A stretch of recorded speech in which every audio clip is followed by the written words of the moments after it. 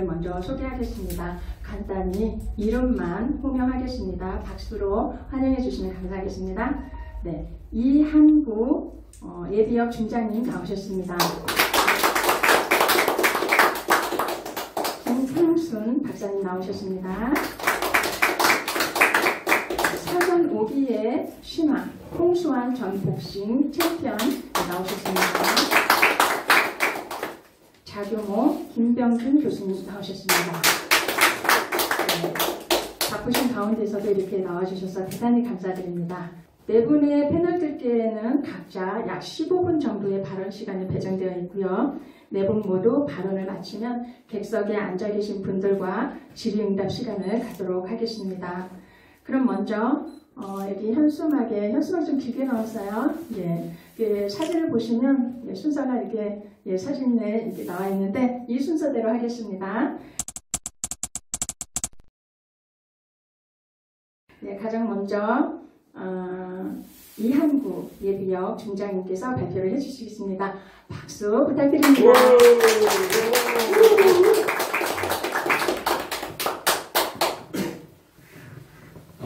이 행사를 준비해 주신 분들께 감사드립니다.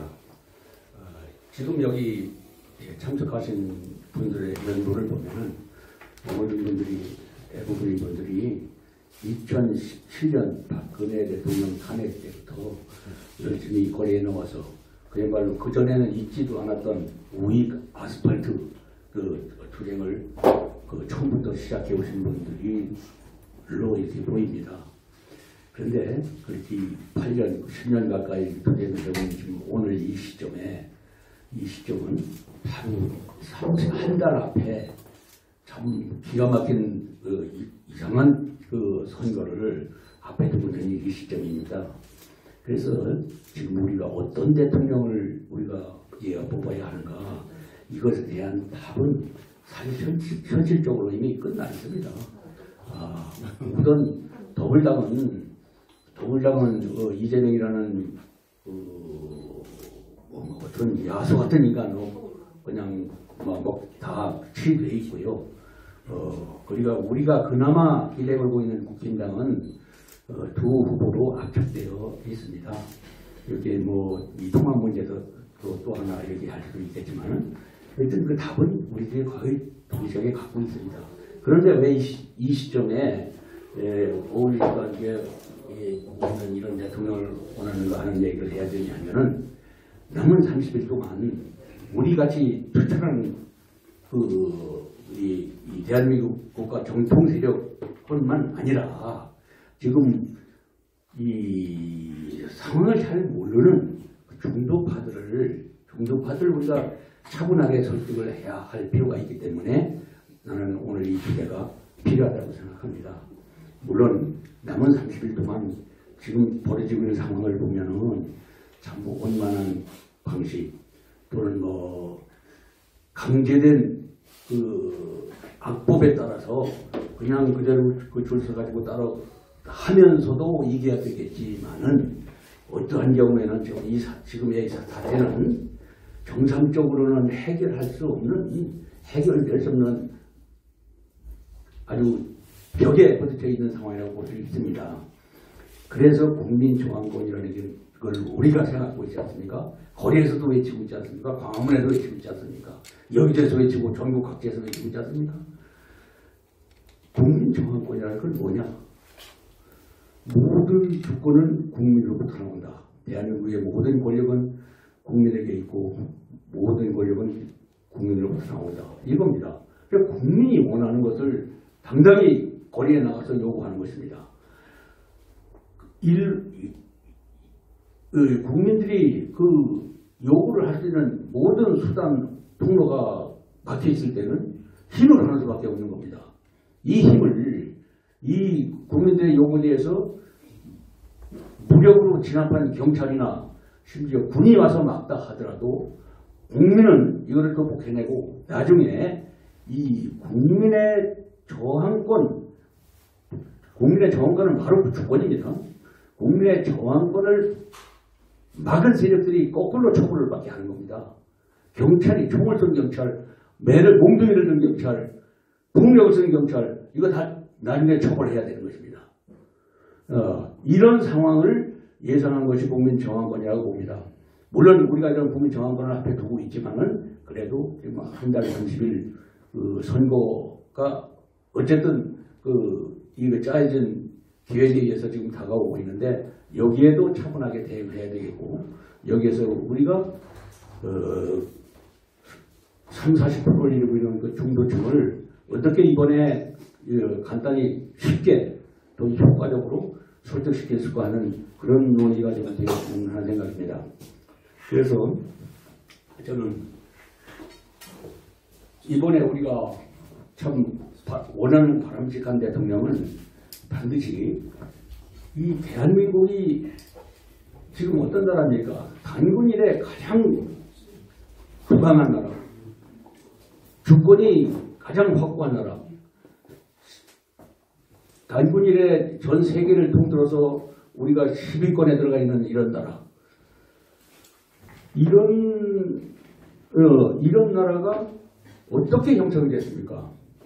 그거는 어떻게 한 세대, 한두 세대에게 이루어졌겠습니까? 이거는 해양 세력, 해양과 대륙이라는 그 움직일 수 없는 지정학적 관계가 우리에게 그 유익한 이점이 됐고 이것을 이승만, 박정희 양대 대통령에 이어서 우리가 잘 활용했기 때문에 이렇게 된 것입니다. 그래서 이걸 요약해서 말하면 우리 대통령은, 대한민국의 대통령은 저 대륙의 전체주의 세력, 대륙의 공산주의 세력, 이 대륙을 배경으로 해양에 대해서 쇄국 정책을 피는 따위에, 대원군 따위에 이런 노선을 가서는 절대 안 되고 해양 세력을 배경으로 대륙의 야욕을 견제하고 우리가 그걸 극복해야 되는 이 사상에 투철한 대통령이 나와야 됩니다. 이것에 대해서는 책을 택이라도 몇 권 쓸 수 있는 내용들이 많겠지만은 이 간단한 원칙을 정말로 우리 중도층의 국민들이 그걸 이해해야 될 것이라고 생각합니다. 두 번째로 대통령이 지금 박근혜 대통령이 그렇게 무참하게 억울하게 또 억울하게 했다는 것이 다 그 기정사실로 다 드러났어도 그냥 그렇게 지나가 버리고 그냥 토내게 되고 그냥 끝나버렸고 이번 윤석열 대통령도 똑같거든요. 개헌 문제가 나옵니다. 개헌 문제를 모든 국회의원들이 떠들고 정치권이 떠들고 이 종북 세력의 특히 앞서서 그런 주장을 하는데 저는 개헌 논의도 마지못해 받아들인다고 하면은 그 개헌은 정상적인 대통령 중심제를 확고히 하는 그런 예언이 되어야 한다고 생각합니다. 87년 체제 헌법에서 대한민국 대통령은 5년제 단임을 하게 됐습니다. 그런데 단임은 지금까지 벌써 전두환 노태우 대통령부터 해가지고 대통령이 몇 분이나 바뀌었습니까? 여기서 단임을 어긴 대통령은 하나도 없습니다.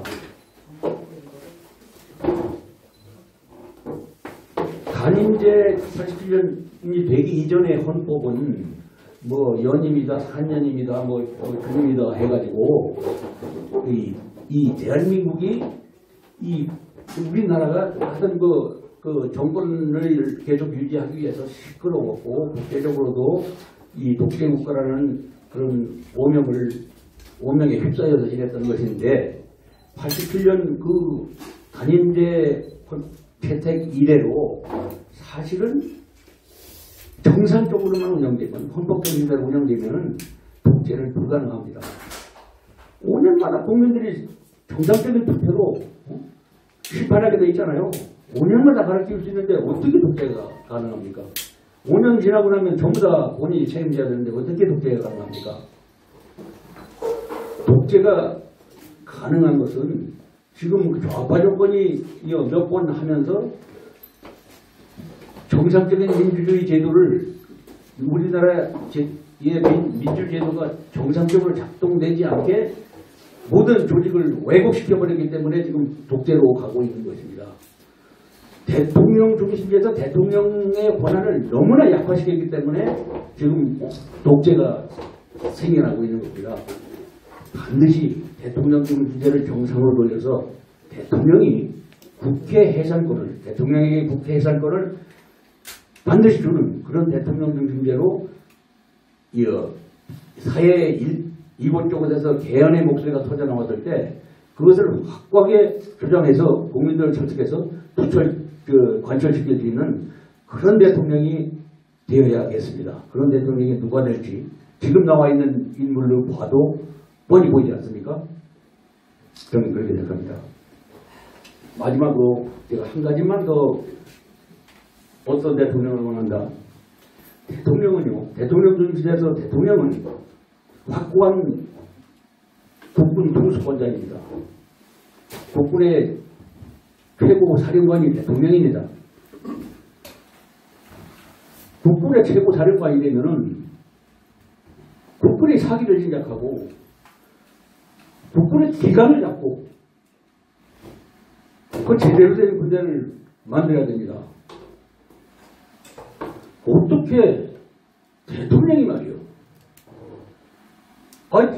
최고 사령관이 자기 군대를 오염시키고 여러 가지 수단으로 오염시키고 모욕 주고 비하하고 막 흔드는 그런 대통령을 우리가 또 맞아야 되겠습니까?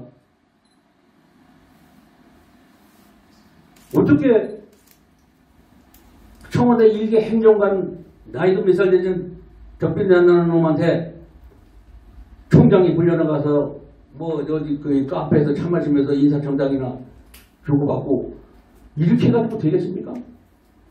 그런 군대를 만들어 놨기 때문에 이번에 윤석열 대통령도 계몽령을 하면서 코미디가 돼버린 겁니다.